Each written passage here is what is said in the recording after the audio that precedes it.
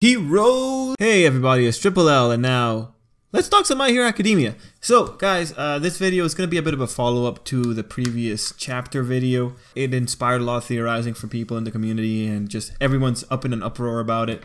And there was one thing that I had said in the video that I want to follow up on here. I decided to just make it a pretty short topic because it really is just a simple fact of the matter type thing.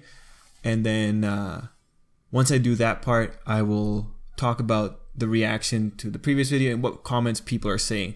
Viewers like you, what they're commenting when it comes to the whole Ayama thing. Oof, that was not the best start. Anyway, so there's going to be two parts to this video pretty much. The first part is going to be talking about Toru, Shinso, and the implications of either of them being the traitor to some degree. It's more based in Shinso, and then it's kind of being extended to Toru. The Toru aspect of it would only come into play if you're like doing a serious analysis onto the ideas that were presented with Shinso. And once you do that, I will just very quickly go through some of the better comments from the video, the ones that had a lot of people also supporting it, just to paint a better picture of the whole Ayama situation when it comes to what people are saying. So in that video, I had said that there was a special distinction that came to Shinso and Hagakure when it came to traitor theories. Specifically, if either of those two were a traitor, it would have bigger implications for My Hero Academia's narrative. What I had intended to convey with that was, because I'm in a position where I'm making videos and those videos get a good amount of comments, a lot of times I do see the comments with people's rationales for why they pick certain people as traitors. Shinso pops up a few times as to people saying that he's a traitor, and then Hagakure pops up a few times because Hagakure is one of the leading traitors in general when it comes to traitor theories. Like, she's up there. And on that note, you know, I also want to mention Joy Boy's video. This is probably one of the better videos for the traitor theory for Hagakure. I highly recommend you check it out if you haven't already, but that video puts out a lot of evidence for why he believes that Hagakure is a traitor. But anyway, in the comments, when I read them with my comments, a lot of times people will say that Hagakure is a traitor because of her quirk. And so this is where it like opens up. So with Shinso, when I see viewers or commenters saying that Shinso might be the traitor, it's just a bit strange for me, because Shinso in particular, we see his struggle, we see his problem, we see his inner thoughts. I don't fully understand why you would still think he is a traitor unless you're disregarding the struggle that he's going through. Although on the other hand, if you're taking the perspective of like, well, he can always change because he's being put into this position, he might be angry at the society. Like, again, you know, that runs counter to his personal feelings on the matter, but I understand in that perspective. Okay, yeah. But that does open up this scenario because Shinso in particular, he is victim to a specific kind of prejudice that is more prevalent in the Hero Academia world, that being the prejudice of heroes versus villains. So let's break this down real quick. Shinso in middle school constantly got told that his quirk seemed villain-like, and he came to accept that people were going to consistently insinuate that his quirk was villain-like. He just got used to it. We saw his struggles, we saw that he hurts about this, and we saw his struggles, we saw that he hurts about this, and we capped it off with him saying that he can't help but want to be a hero in spite of his villainous sounding quirk, in spite of the box that people want to put him in. His past encounters tell us, because he had this quirk, people associated him to villainy to the degree that they were uncomfortable around him. The narrative, however, tells us that this is incorrect by showing him being rewarded for his desire to be good by having his classmates cheer for him and having pros acknowledge him. So if Shinso was the traitor, what does that tell us? His classmates were right to be apprehensive of him. His classmates were right to think of the villainous implications of brainwash. This is the true relative to the kids' perspectives, even if you can argue that that's not the case. These kids knew this one kid in school. He turned out to be really bad, and look at this. This kid happened to have a really villainous quirk. Then the lesson that they're going to teach their own kids when they grow up is, don't trust people that have quirks like brainwash, because they're going to end up becoming villains. That would be the ultimate message that could be spread in this situation. And similarly to Hagakure, while she doesn't have anyone so far in Hero Academia telling a similar story to Shinso, she does have the commenters, the real life fans who, mind you, this only applies to the people who use her quirk as the basis for their argument instead of using her behavior. A biological feature that doesn't affect the brain doesn't predispose someone to crossing moral grounds. There's a difference between saying Hagakure is going to be the traitor because her quirk is invisibility, therefore meaning she could be best suited to be a traitor, versus Hagakure is a traitor because she's just freaking sketchy in general. There's a fundamental difference in that. And for the people who do lead with the primary reason being her quirk, you're not really any different from the kids who were insinuating that Shinso was going to be a villain. That said, those people aren't that many. But it is just one of those interesting things. When it comes to Shinso or Hagakure, Hagakure is a bit harder, but it turns into a situation where one bad apple spoils the rest. In this case, it's if either of these two turns into traitors, it just spoils every other person who has a villainous sounding quirk. Now, should this disqualify either Shinso or Hagakure from being the traitor? No, not really. The world's a messy place, and all kinds of things go into influencing what makes someone something. It's just that in the case of Shinso, if he were the traitor, it's just going to make everyone that said he was a traitor because he had a villainous quirk sound right. And that's just one of those things that's a tragedy that we should want to avoid. Okay, enough of that. If you guys want to talk more about it, comments down below. This is like a bigger topic, and depending on how well I got my idea across, you might have questions or you might have criticisms against it. I'm totally up for it. Let's talk down below if you really want to. Let's go into the Ayama stuff and close up the video. So there were a lot of interesting comments this round. I really enjoyed reading through a lot of them. Let's start with just general ideas that people had. I like this one a lot, so let's go with this one first. Coming in from, I'm not going to say the first one, but Zergface, because I can pronounce Zergface really well. Unless it's Zergface, in which case I'm sorry. Anyway, just ideas that they have. 1. Ayama is the traitor. 2. Ayama is quirkless. Belt is merely a tool. Deduce Deku was quirkless, attempting to steal one for all. That's very interesting, and the quirkless thing just really popped up recently. If Ayama is quirkless, like legitimately, I did not think of it until I saw it in the comments and people were pointing it out on my Discord. So that would be really cool. But I don't know, man. Like, it's a laser belt. I feel like even if he is quirkless, the fact that he has a laser belt, like, I think, yeah, man, be a hero. Dang it. 3. Ayama is the newest member of Deku's harem and is adamant to claim his virginity. Always possible. 4. Ayama is playing matchmaker and will reveal Uraraka's feelings. A lot of people were really jumping on this one, and that was very interesting. Of course, this would be one of the most funny things. Given the interactions in the chapter, though, I do feel, like he seems a bit more focused on Deku than Ochako.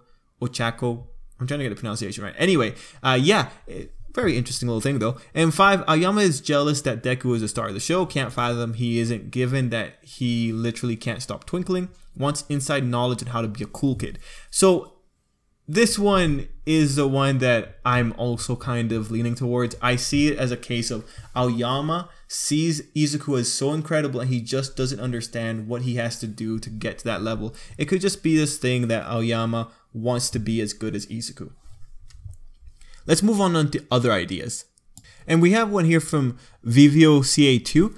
I was thinking that he was the most probable traitor until this creepy cliffhanger. Turns out it will be the same as the chapter that ended looking like Bakugo would murder some kids, but ended up with them building a nice improvised amusement park. Ayama ended this chapter looking creepy as Toga. Just confirms to me that the next chapter it will be revealed as some dumb misunderstanding.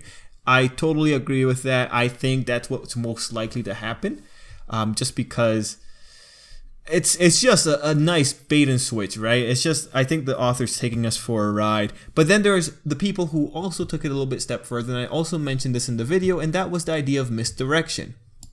And this one's coming from Senpai-sama. A nice name there.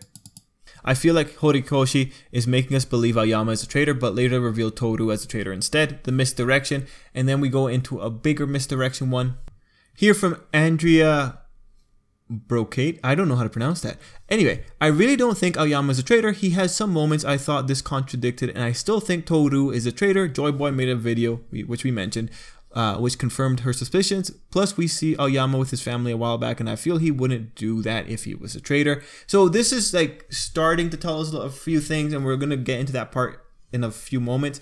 But this is misdirection, right? Where the idea of misdirection is here, and we're also bringing in that extra context. We actually have seen Ayama in some pretty critical moments that would make the whole traitor thing seem a little bit suspicious. Make it seem not so well put together. Let's look at another comment. And now since we're on the topic of other critical moments that make it seem like Ayama didn't do anything, let's look at what oh geez, you guys have names that I can't pronounce. I know if I knew your language I could. Lichin Gyuin. I'm gonna assume that's the name. I'm so sorry. You guys are international, man. Anyway, Ayama already had spotlight moments though. First was during the camp trip when he attacked Mr. Compress and ended up saving Tokoyami. And second was at the first round of the license exam. We even saw his inner thoughts and inferiority complex as well. At this point, making him the traitor would not only be stupid, but also a gigantic plot hole as well. Very quickly, first, I don't like using plot hole because plot holes can usually be filled after a certain amount of time. It's just like, I feel something is only a plot hole when it directly contradicts something and not when it just hasn't explained something. Like, yes, these moments have happened, but all we really need from the author is him giving us the full story to justify why these moments happened, and then it's not really a plot hole anymore. And at this point, if it happened, it's not a plot hole, it's just plot fog. We just don't know what's actually going on behind the scenes. So just be careful with using plot holes.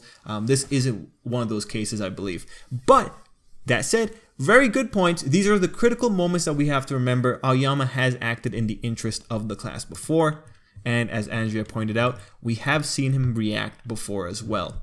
And now we move into like the biggest theory that's popping out in these videos, or now we go on to the biggest theory that was popping out in the comment, and that is, could it be Toga somehow got a hold of Ayama or at least his blood?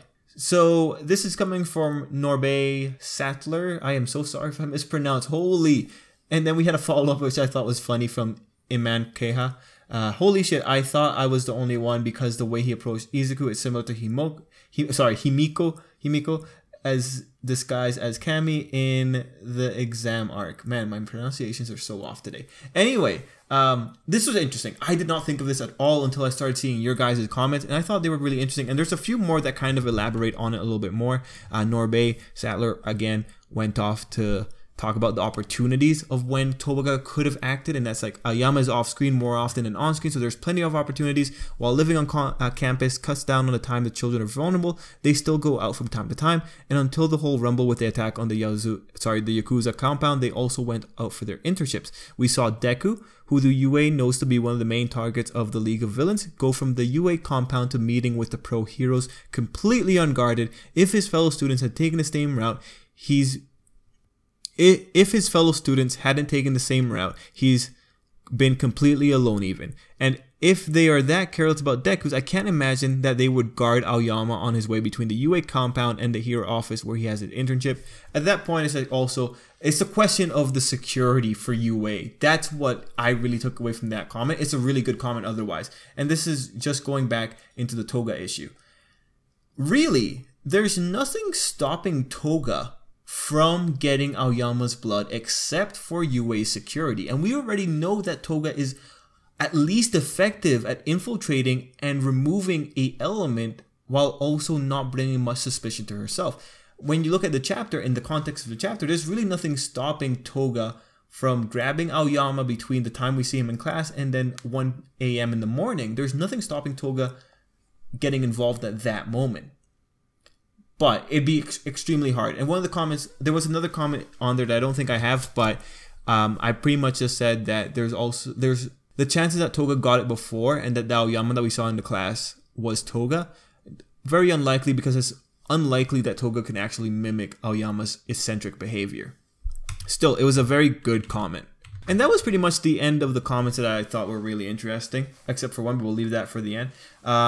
One last thing I want to say though is that the UA security is really the one that will make or break it for the Toga thing. And when you think about it, Ayama is standing outside of the balcony. He's outside. I hope UA has security cameras pointed at every single one of those balconies. They don't need to look into the rooms, but at least have it pointed in the balconies, because like the balconies are the best entry point for villains. So if they don't see Ayama just standing outside of Izuku's window, that's a huge security flaw. And another thing is, I also noticed, I think Ayama's in his pajamas. That's not the outfit of a man that's going to be a bedroom intruder. Like, you know, call me crazy, but I think if you were going to attack someone in their bedroom, I don't think you would be in your pajamas. But that's just me. Anyway, last comment to wrap this up, and it's coming in from Lysinther. Why wouldn't he be the traitor? Ayama never got the spotlight other than comic relief. I think it's genius that such an ignored character is actually the traitor is amazing. And yeah, no, there is a definite funny value to this, and props to the author. Like, Ayama is the one that I forgot a long time ago when I made a relevancy chart, and I'll never forget that now. Yeah, Ayama is just the character that I forget a lot. So the only thing really stopping this is just the circumstances that we already have, that other people have pointed out. But there is a novelty to having Ayama as a traitor, because it's just, he's relatively unsuspecting, right? Anyway, those were all the comments that I wanted to talk about, and we covered the first little bit with Shinso and Hagakure. Guys, I hope you enjoyed the video. Thank you all for your wonderful comments, and if you sticked all the way through, let's go with a hashtag. Let's make hashtag never stop sparkling. In the spirit of Ayama, of course. Anyway, guys, thanks for watching. Till next time, I hope you have a great day or night.